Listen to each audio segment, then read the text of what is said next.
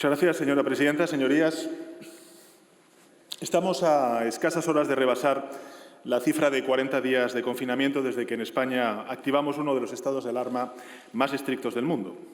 Estamos viviendo un tiempo de extraordinarios sacrificios en lo personal, sacrificios también sociales y sacrificios también económicos que apenas han comenzado. Porque la crisis mundial de salud pública provocada por el COVID-19 no se acabará del todo hasta que la ciencia no encuentre una vacuna. España entera se ha reinventado en estas semanas, ha aprendido a vivir en la espera, en la ausencia de certezas, en el encierro. Por primera vez desde que esta terrible emergencia empezó, hoy pido la prórroga del estado de alarma vislumbrando cómo podría ser la vida una vez superada la fase aguda de la crisis. Como ya saben, la OMS, la Organización Mundial de la Salud, ha recomendado las 6 pautas que debe reunir un país para levantar el confinamiento. Y me gustaría compartirlas con todos ustedes, al menos para que quede constancia en el acta del Congreso. En primer lugar, la transmisión tendrá que estar controlada e identificadas las personas infectadas. Caminamos en la dirección, a mi juicio, adecuada para lograrlo en todos y cada uno de los territorios de nuestro país. En segundo lugar, el sistema de salud deberá estar en condiciones de detectar, mediante test, cada caso de infección que aparezca, para que sea aislado de inmediato y para advertir a las personas a quienes pudiera haber contagiado. Señorías, hemos realizado ya 1 millón de test PCR, que son los más verosímiles, y hemos suministrado 2 millones de test rápidos a las comunidades autónomas para desarrollarlos en aquellos lugares donde puede haber un potencial contagio, como pueden ser, por ejemplo, los hospitales y también las residencias de mayores, como todos ustedes saben. En tercer lugar, deberemos tener bajo control total los lugares con mayor riesgo de infección y máxima vulnerabilidad, es decir, establecimientos sanitarios y, de nuevo, residencias de mayores.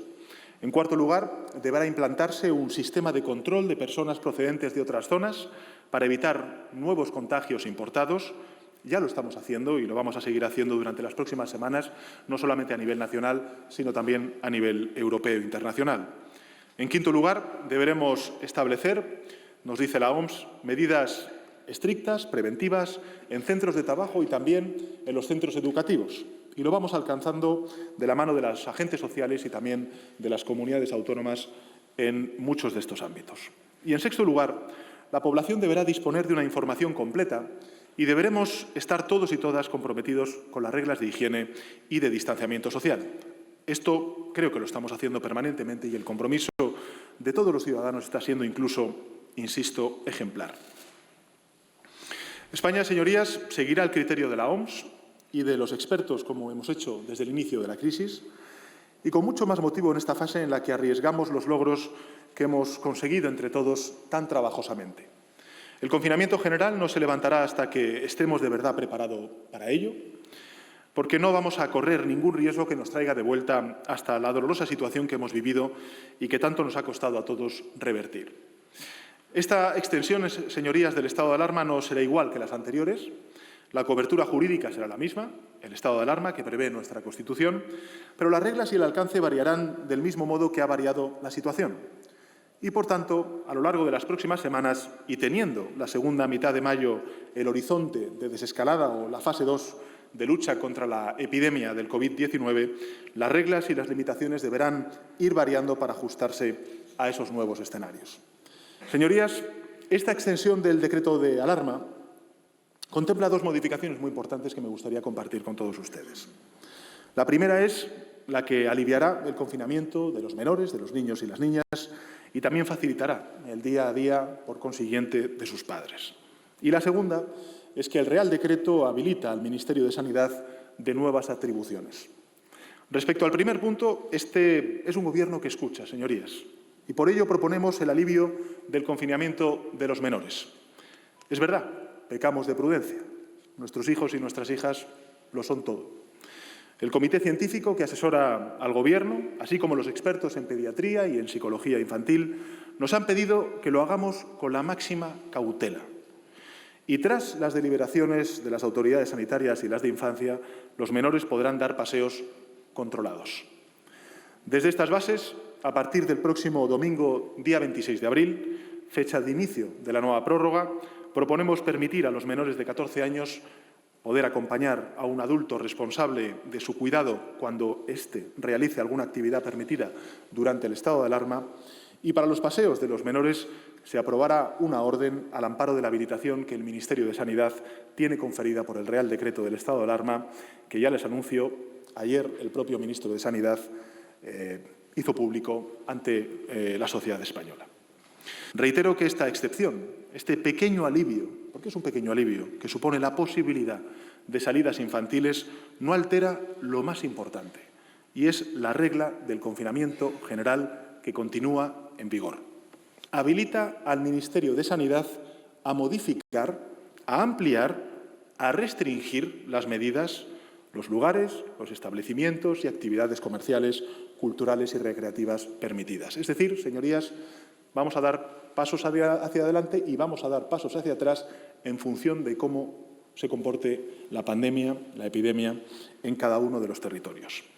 Y también, señorías, se habilita al Ministerio de Sanidad a dictar órdenes e instrucciones que determinen el alcance y el ámbito territorial de otras actividades y desplazamientos. Llevamos ya un mes y medio de drama nacional y esto no es una guerra, como le gusta comparar al Gobierno.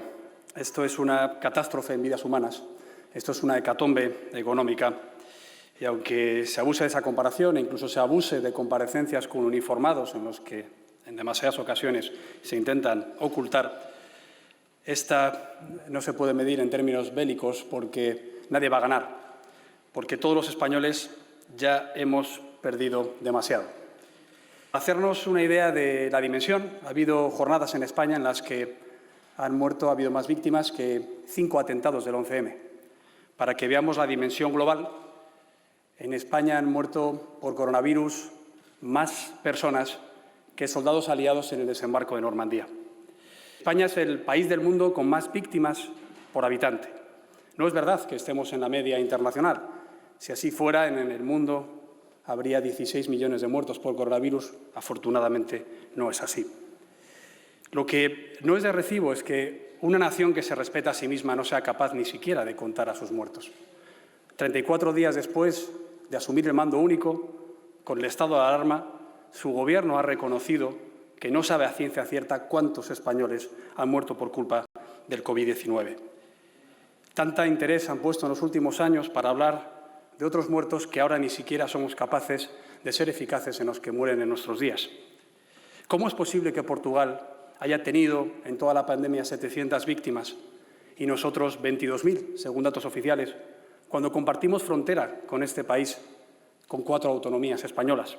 ¿Cómo es posible que Grecia, Dinamarca, Austria ya hayan derrotado a la pandemia con menos víctimas que en una sola jornada de lucha contra el virus en España?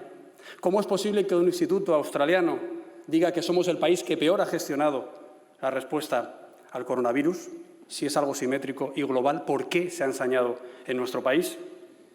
¿Cómo es posible que se compren mascarillas a empresas condenadas por sobornos en países subdesarrollados? O, en tercer lugar, ¿cómo es posible que en materia de test descubramos por la prensa, después de haber solicitado en 3 sesiones parlamentarias, que al proveedor que trajo los test defectuosos se le pagaron 7 millones en comisiones por parte del Gobierno de España, que ahora encima les reclaman? ¿Dónde están los resultados de estos test y de la seroprevalencia? ¿Creen que es lógico venir 45 días después a decir que van a hacer test? ¿Dónde está el millón de test que usted hace 2 sábados en su homilía dominical dijo que se iban a hacer?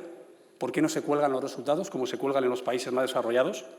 En España ha caído la producción un 90%, en Alemania solo un 10%. ¿Y eso que ha ocasionado? 1 millón de parados. Para que se hagan ustedes una idea, más que la ciudad de Valencia entera se ha ido al paro. Pero es que cada día hay 100.000 españoles de media que se han acogido a un ERTE. Para que se hagan una idea, más que toda la ciudad de Toledo, todos los días. Y esos españoles acogidos a un ERTE representan ya 500.000 empresas afectadas, 4 millones de trabajadores que no han recibido una prestación aprobada en esta Cámara, que llevan desde el 31 de marzo sin cobrar. No es de recibo que la agricultura, la ganadería esté pendiente de la negociación comunitaria mientras las explotaciones no tienen ni a quién vender sus productos. No es de recibo que a los sanitarios no se les pueda dar una paga extra como ha hecho Francia, o no se pueda dar a los servicios esenciales, a la policía, a la Guardia Civil, a los militares, a los profesionales de los centros de salud, el sueldo bruto, como llevamos pidiendo un mes. O no es de recibo que los herederos de estos más de 22.000 muertos por coronavirus encima tengan que que pagar el injusto impuesto de sucesiones con todo lo que han sufrido. Lo que no puede ser es que usted se haya fundido 16.000 millones de euros en los decretos electorales para dopar 2 campañas electorales en vez de utilizar ahora esos millones para luchar contra la pandemia. No queremos regalos con nuestro propio dinero. Queremos gestión eficaz y honesta para recuperar el empleo. No queremos miedo, sino confianza. No queremos dependencia, sino libertad. No queremos un escudo para escondernos detrás. Queremos un camino seguro por el que podamos avanzar todos. Ha sido capaz de honrar a los muertos con un luto oficial. Pero claro, ¿cómo van ustedes a honrar a las víctimas, señores del Gobierno, si han puesto más empeño en ocultarlas que en protegerlas? Porque ya todo el mundo sabe, en España y fuera de España, que los fallecimientos son muchos miles más de los que nos cuenta el señor Simón, el especialista de cabecera del Gobierno, que aún sigue en su puesto y que nos dijo, no hace tanto, señorías, que en nuestro país habría pocos casos porque, y leo literalmente, el coronavirus se transmite poco entre personas. Conoceremos el número total de fallecidos antes o después. Han sido capaces de proteger a nuestros sanitarios, pero eso sí, han puesto ustedes mucho empeño en protegerse a sí mismos, utilizando incluso a las fuerzas de seguridad del Estado para detectar y para asustar a los españoles que critican su horrorosa gestión, a los que acusan de causar estrés y alarma social. A ver si entienden que lo que genera estrés y alarma social, señorías del Gobierno, no son los simpatizantes de Vox o los españoles que les critican en las redes sociales. Lo que genera estrés y alarma social es el número de muertos, es la destrucción de nuestra economía y es la deriva totalitaria de su Gobierno.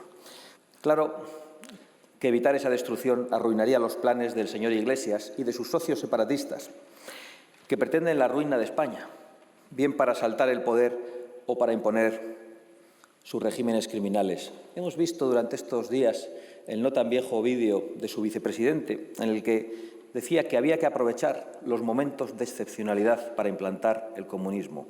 Esto es literal, y en eso estamos, en un momento de excepcionalidad, y usted con un vicepresidente y con un socio que solo está pensando en hacer avanzar su agenda ideológica. Y eso, por supuesto, crea desafección al Gobierno.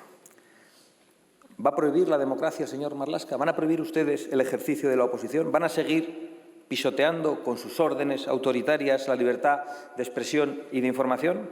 Ustedes han ordenado a la Guardia Civil, que lo ha confesado, y ese ha sido el lapsus, a la policía, seguro que también, a la Fiscalía, como ya sabemos, y probablemente a los servicios de inteligencia, que monitoricen, es decir, que vigilen a la oposición en las redes sociales, que identifiquen a los desafectos.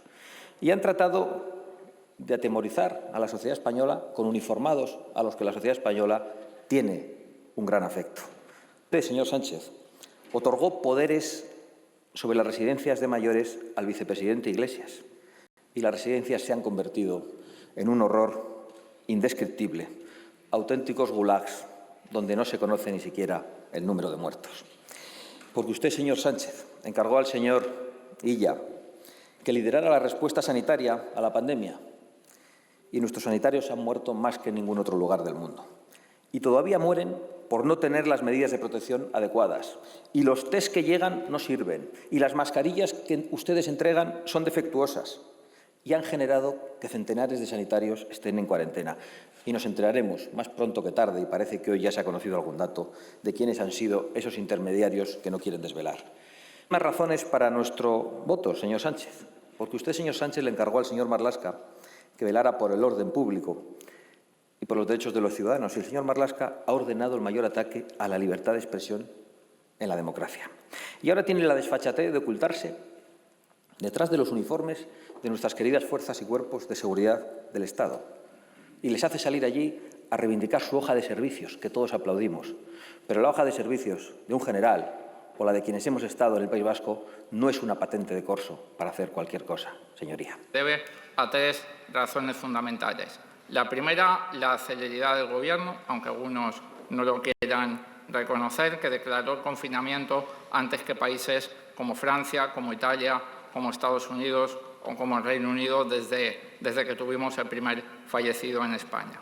En segundo, en los últimos días se deben obviamente a la enorme responsabilidad que nuestra sociedad está mostrando. Todos los datos de movilidad que uno puede estudiar indican que somos uno de los países que con mayor disciplina y con mayor responsabilidad nuestra ciudadanía ha seguido las directrices de las autoridades sanitarias. Entonces, el primero, que no dejemos a nadie atrás, usted mismo lo ha dicho muchas veces. El segundo, que los costes de esta crisis económica no los paguen los de siempre. Y el tercero, que el rebote económico de nuestra economía sea lo más potente y lo más rápido posible. Lo he escuchado también atacar una vez más al 8 de marzo. Entiendo que siguen utilizando un virus para hacer política o discurso antifeminista. Les pido, por favor, que dejen de hacerlo.